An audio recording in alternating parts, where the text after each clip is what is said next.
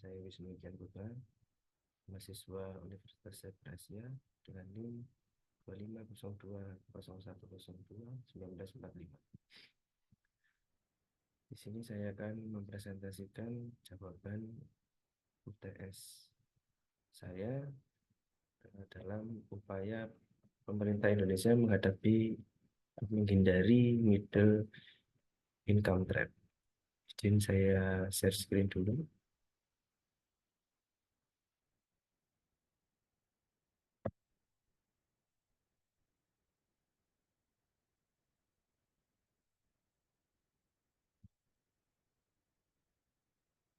Upaya pemerintah Indonesia untuk menghindari middle income trap.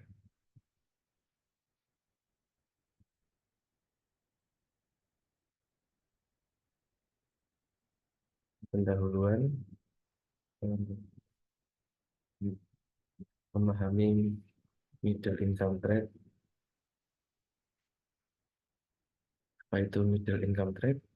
Middle income trap adalah kondisi ketika suatu negara telah mencapai status negara berpendapatan menengah namun mengalami kesulitan untuk meningkatkan produktivitas, daya saing, dan pendapatan masyarakat sehingga tidak mampu bertransformasi menjadi negara maju. Kemudian tantangan yang dihadapi, Indonesia perlu melakukan berbagai langkah strategis agar dapat keluar dari jebakan tersebut dan mewujudkan visi Indonesia Emas 2045. 3 pilar kebijakan utama,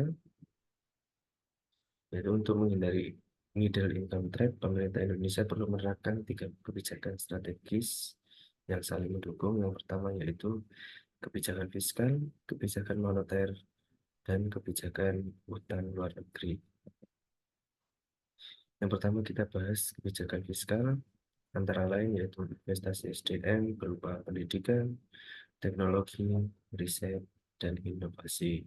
Kemudian yang kedua, infrastruktur berupa jalan, pelabuhan, bandara, listrik, dan internet. Kemudian yang ketiga yaitu insentif dan pajak berupa tax holiday, tax allowance, dan optimalisasi penerimaan. Pendidikan dan pengembangan SDM. Pemerintah harus memperbesar anggaran pendidikan yang berfokus pada yang pertama, peningkatan kualitas tenaga kerja. Kedua, penguasaan teknologi dan riset. Kemudian, dan inovasi berkelanjutan. SDM yang berkualitas akan meningkatkan produktivitas dan menciptakan nilai tambah yang lebih tinggi bagi perekonomian nasional. Kemudian, pembangunan infrastruktur. Infrastruktur yang memadai dapat menurunkan biaya logistik dan meningkatkan efisiensi dua usaha. Yang pertama, dunia usaha. Yang pertama, jalan, pelabuhan, dan bandara. Jaringan listrik nasional, infrastruktur digital, dan internet. Infrastruktur yang baik menjadi tulang punggung daya saing ekonomi suatu negara. Insentif industri. Pemerintah memberikan keringanan pajak bagi sektor strategis, antara lain yaitu tax holiday dan tax allowance. Sektor yang didukung, manufaktur maju dan teknologi, ekonomi digital, dan hilirisasi sumber daya alam. Kemudian efektivitas pajak, optimalisasi sistem perpajakan akan meningkatkan kapasitas fiskal negara, memberikan ruang pembangunan lebih besar, mengurangi ketergantungan pada hutang. Penerimaan yang kuat adalah fondasi kemandirian ekonomi. Kemudian pemerataan pembangunan, ketimpangan ekonomi dapat menghambat pertumbuhan jangka panjang. Pembangunan harus menjangkau seluruh wilayah Indonesia untuk pertumbuhan ekonomi, kemerdekaan, kesejahteraan, stabilitas sosial berkelanjutan. Kemudian kebijakan moneter, yang pertama yaitu stabilitas inflasi dan nilai tukar. Contohnya menjaga daya beli dan kepercayaan investor. Kemudian yang kedua, pembiayaan produktif. Contohnya dukungan untuk UMKM, manufaktur, dan teknologi. Dan yang terakhir, transformasi digital. Contohnya yaitu digitalisasi sistem keuangan dan inklusi keuangan. Stabilitas inflasi, Bank Indonesia berperan menjaga inflasi yang rendah dan terkendali.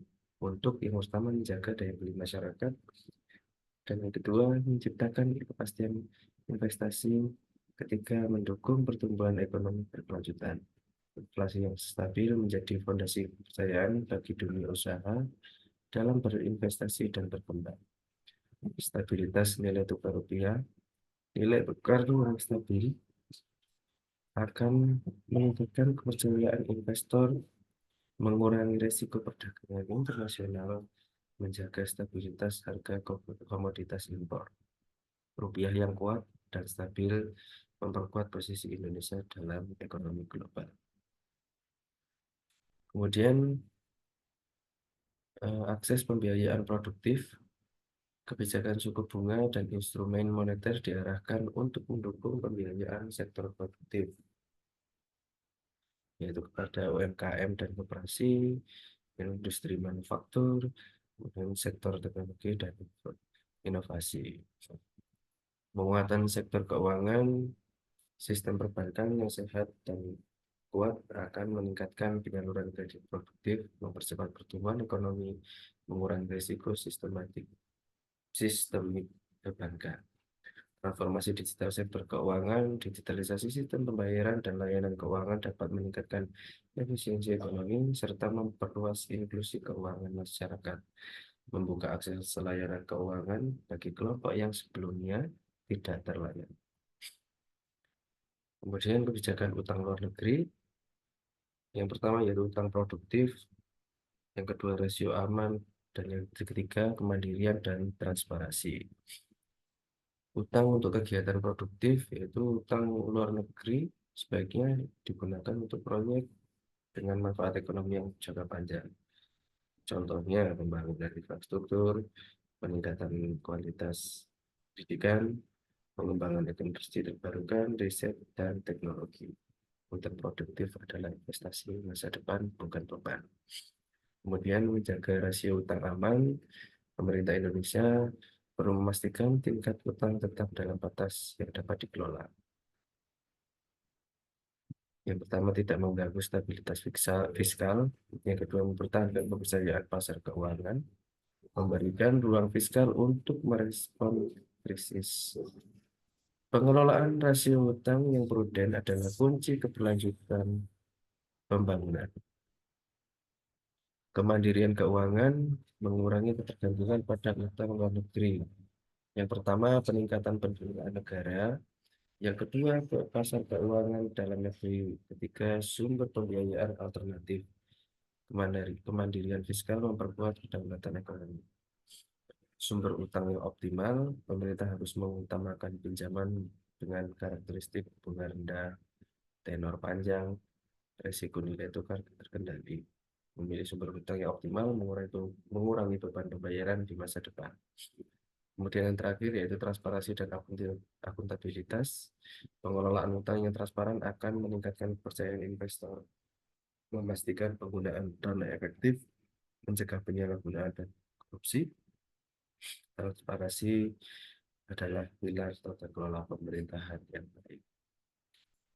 Sinergi kebijakan dan visi Indonesia Emas 2045 agar terhindar dari middle income trap, Indonesia tidak cukup hanya mengandalkan pertumbuhan ekonomi yang tinggi, tetapi juga harus meningkatkan produktivitas inovasi dan kualitas sumber daya manusia. Melalui sinergi tiga kebijakan utama, Indonesia memiliki peluang besar untuk meningkatkan daya saing dan bertransformasi menjadi negara maju, yaitu yang pertama tadi merupakan kebijakan fiskal, yang kedua kebijakan moneter, dan yang ketiga utang luar negeri. Sinergi antara pemerintah, dunia usaha, dan masyarakat menjadi kunci utama dalam mewujudkan visi Indonesia Emas 2045 dan keluar dari sebagai negara berpendapatan menengah. Terima kasih. Sekian dari saya. Kurang lebihnya mohon maaf. Wassalamualaikum warahmatullahi wabarakatuh.